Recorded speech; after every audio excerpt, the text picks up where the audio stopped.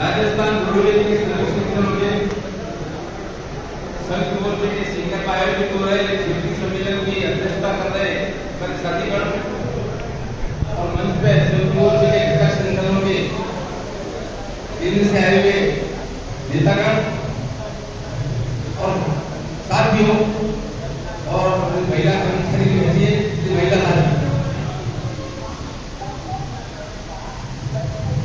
साथियों,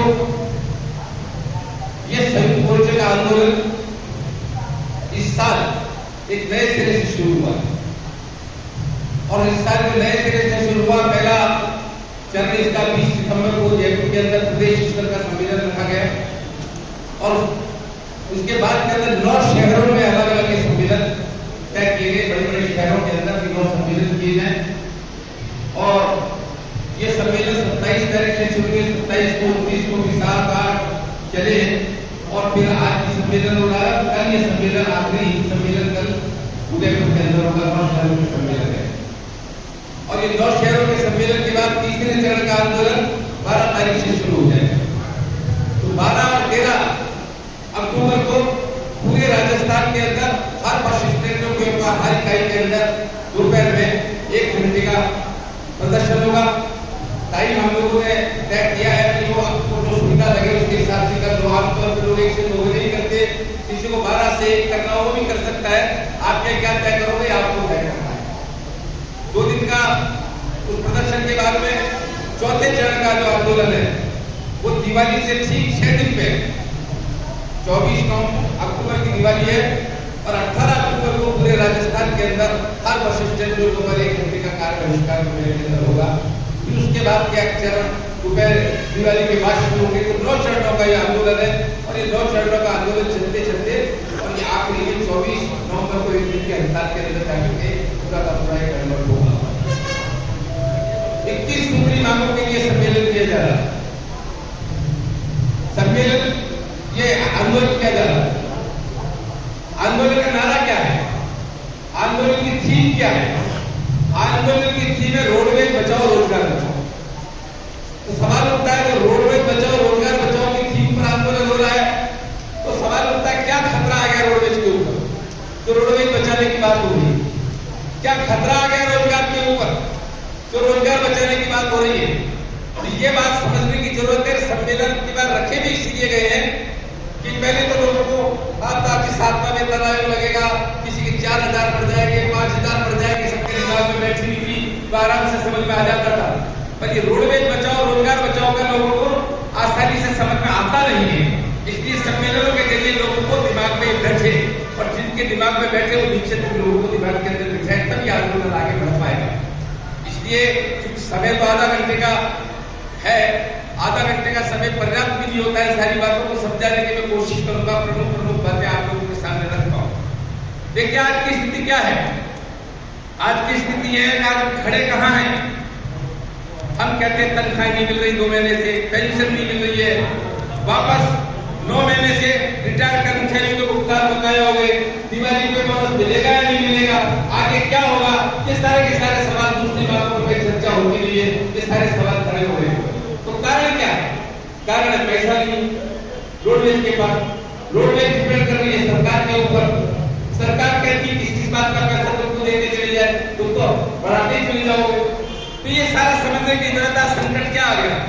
तो आज की तारीख का वर्तमान संकट ये है कि देखिए आप सब फील्ड में काम करने वाले लोग हैं, मुझसे ज्यादा बेहतर तरीके से आप लोग जानते हैं, रूट पे चलने वाले लोग कि इनकम जो है वो इनकम समय समय पर घटती बढ़ती करती है। कभी ज्यादा हो जाती है, कभी कम हो जाती है, सीजन के हिसाब से भी इनकम का फर्क पड़ता है।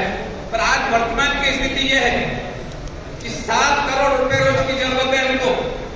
7 करोड़ रुपए रोजाना की इनकम हमारे पास आए तब हम नो प्रॉफिट नो लॉस के अंदर रोडवेज चल सकती है।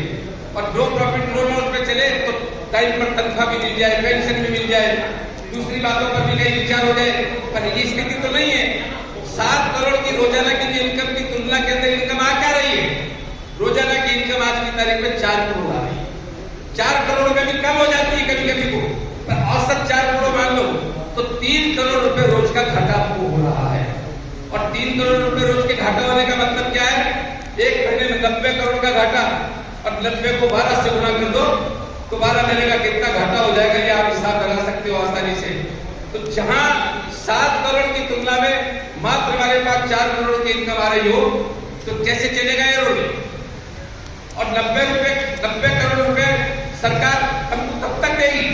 और ये 90 करोड़ तो आज का है, कल को ये 90 करोड़ 95 होंगे, कल को 100 हो जाएंगे, कल को 150 हो जाएंगे, कब तक सरकार पैसा देती रहेगी? तो सवाल एक संकट आ गया।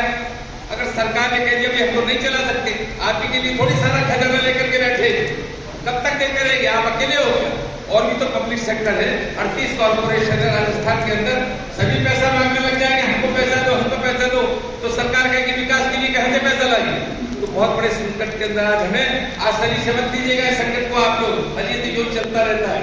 इसलिए ये सवाल आ गया। और जब रोडवेज पर संकट आ गया और रोडवेज बंद होने की तरफ अगर जाएगी तो निश्चित रूप से रोजगार तुम्हारा संकट आ जाएगा, रोजगार तुम्हारे बचने वाले नहीं है। बहुत से लोग क्या कहते हैं, आजकल ये व्हाट्सएप संस्कृति चल गई ना, लोग व्हाट्सएप पे सब चलाते हैं, क्या है फालतू बोलती है, ऐसे होता है क्या, बंद होता है क्या कभी? ऐसे कोई बंद नहीं होने वाला है। अब उनको अनुभव नहीं है नए लोगों को, और बंद भी होगा तो सरकार हमको खपा लेगी, हमारी नौकरी पर क्या खतरा आने वाला है? ये कल बंद होती है तो आज बंद हो जाए, ऐसा भी लोग कहते हैं। मैं कहना चाहता हूँ ऐसे लोगों को, अगर क्या बैठे हो ऐसे कहने वाले या समझने वाले तो वो सुन ले।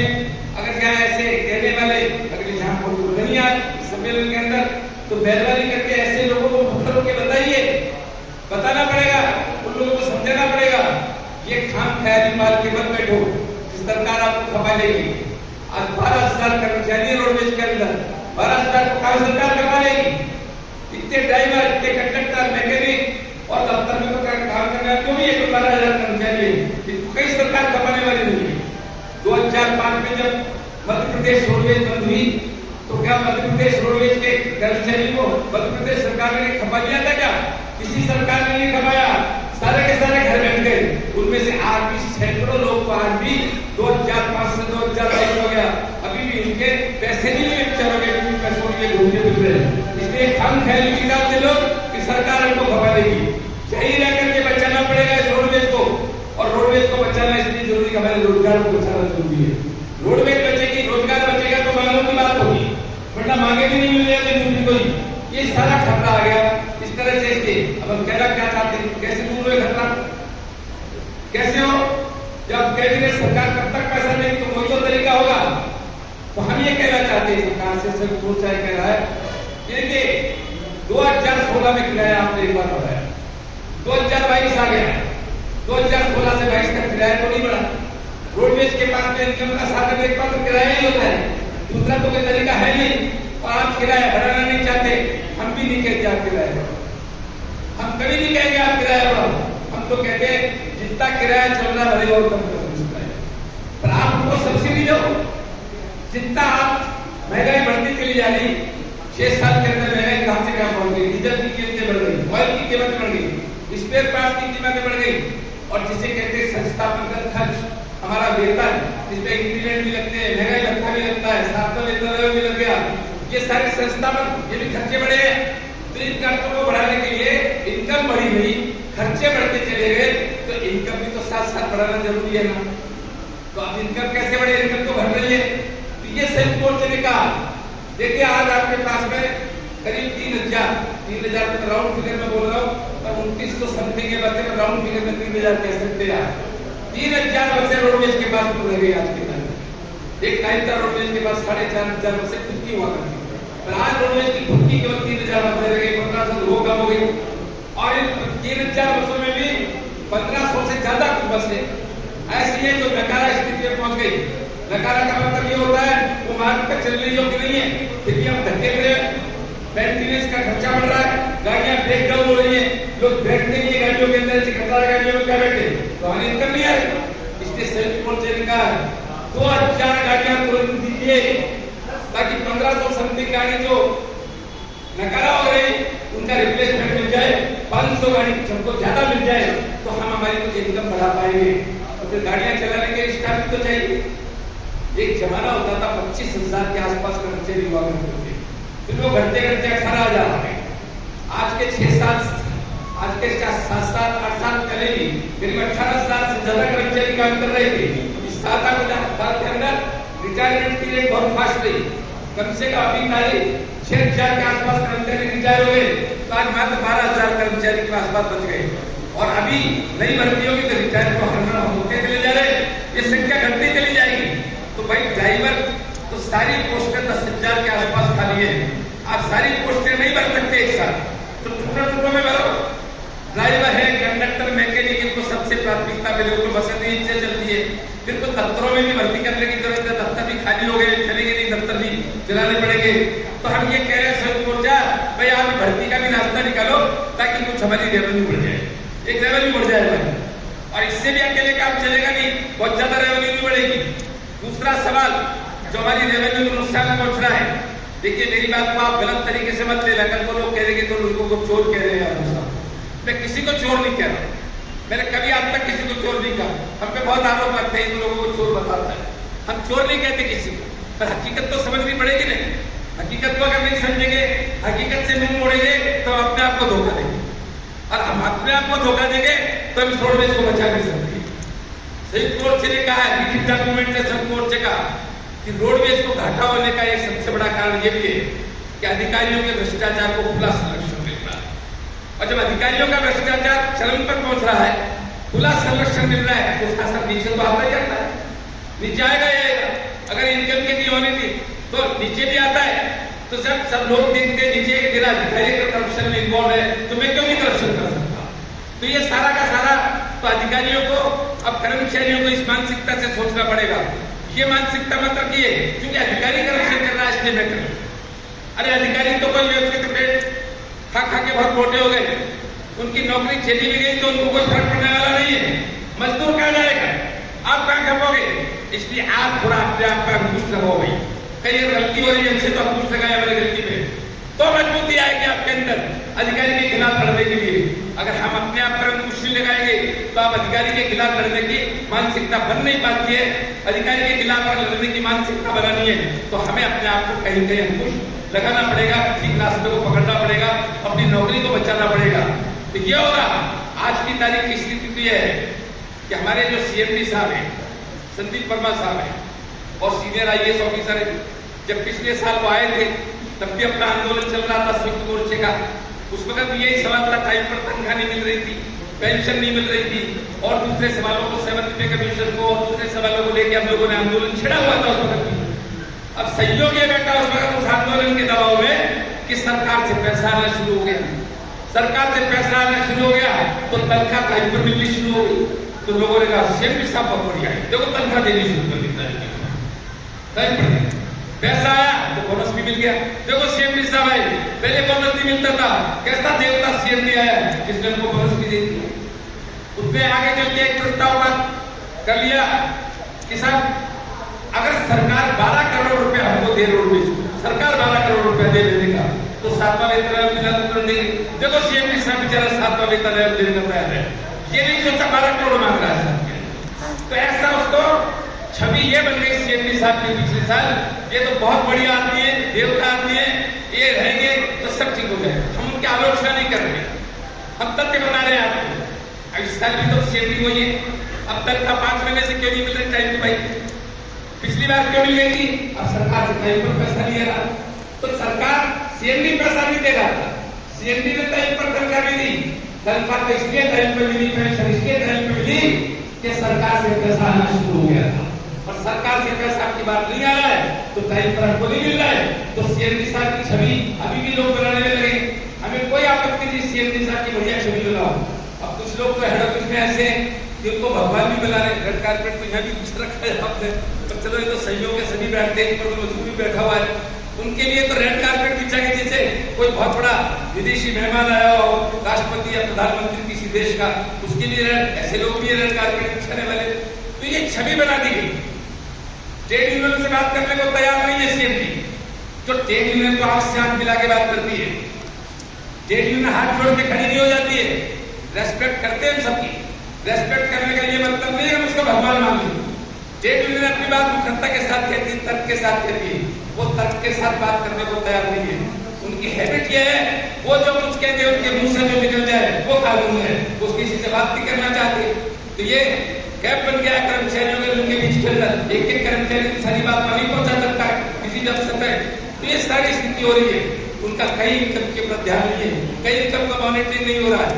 बड़े बड़े चीफ मैनेजर के खिलाफ सबूत है, मैं नहीं कहता सारे चीफ मैनेजर को चोर हो गए, लेकिन अच्छे भी लोग हैं, ऐसा नहीं सारे के सारे गलत है, पर जिनके खिलाफ सबूत रिकॉर्ड में मौजूद है सबूत, उनके खिलाफ भी वो कार्रवाई नहीं करते।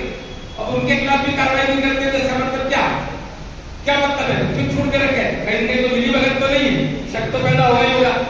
एक चीफ मैनेजर ऐसे थे, एक चीफ मैनेजर ऐसे थे जिनको एंटी करप्शन ने पकड़ा, एंटी करप्शन ने पकड़ के चालान पेश करने की परमिशन मांगी सीएम जी से, भाई चालान पेश करना है कोर्ट के अंदर, उन्होंने परमिशन नहीं दी, कहता नहीं तो कोई केस नहीं बनता, बहाल कर दिया। एंटी करप्शन में पकड़े हुए आदमी को जिसको कोर्ट में चालान पेश करना चाहता था एंटी करप्शन, उसको उन्होंने परमिशन नहीं दी। तो सवाल उठता है क्या कारण है, क्या कारण है? ऐसा आज तक पहली बार हुआ, इससे पहले ऐसा कभी नहीं हुआ कि एंटी करप्शन ने परमिशन मांगी, किसी को परमिशन नहीं दी हो। तो ये करप्शन को बढ़ावा दे रहे हैं, अधिकारियों के करप्शन को। देखिए ये अगर करप्शन का कुछ लगेगा अधिकारियों के में तो निश्चित रूप से कुछ इनकम हमारी बढ़ोतरी होगी, ऐसी समस्या आएगी कि रेवेन्यू बढ़े। और ये सब बढ़ते बढ़ते करके और हम अपने आप को थोड़ा ठीक करते हुए फिर भी पैसा तो सरकार को देना पड़ेगा। कितना पैसा सरकार की, ये कहा है संयुक्त मोर्चे ने कि रोडवेज की इनकम को बढ़ाने का ठोस उपाय करो। पहला सवाल, जो कुछ कारण हमने बताया ऐसे ठोस उपाय करो, और ये ठोस उपाय करने के बाद फिर जितना घाटा रहता है महीने का, वो घाटे की रकम हर महीने की 31 तारीख या 30 तारीख का जो बिल आता है उससे 1 दिन या 2 दिन पहले रोडवेज के खजाने में डाल दो, ताकि टाइम पर तनख्वाह पेंशन मिलती रहे और काम चलता रहे। ये है सबसे बड़ा अखबार रोडवेज बचाने का, रोजगार बचाने का। इसके साथ हमारी दूसरी मांगे शुरू होगी, जिन मांगों को लेकर के हम संघर्ष कर रहे हैं और हमारी मांगे। पहला सवाल कि अप्रैल 2022 से उन्होंने हमको 7वां वेतन आयोग दे दिया, 6 साल 3 महीने बाद किया।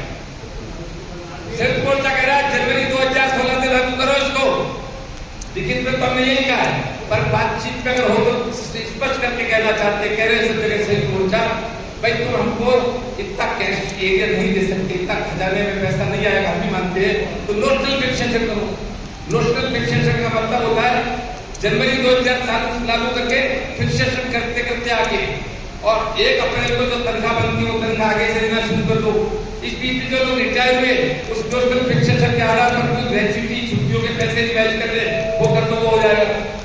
सेवानिवृत्त जो ये भुगतान बकाया होता जाता है सेवानिवृत्त कर्मचारी का 9 महीने का, ये बकाया मत करो।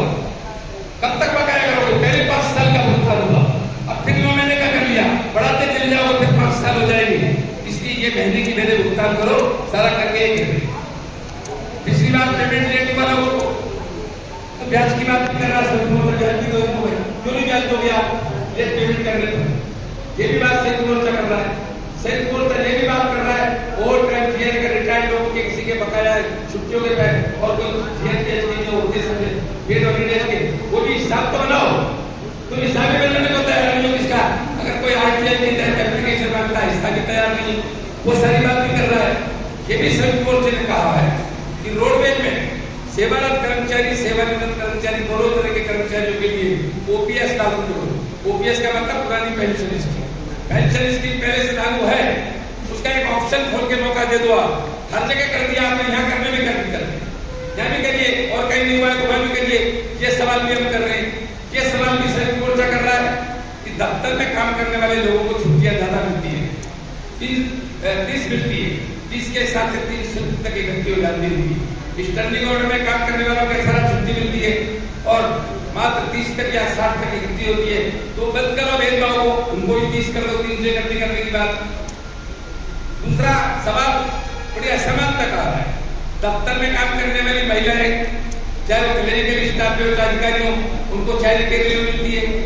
हमारे कंडक्टर स्टैंडिंग ऑर्डर में काम करने वाली महिलाओं को चाइल्ड केयर लीव से वंचित कर रखा है। किस तरह का रोल ये सब करिए, ऐसे करके बहुत से सवाल।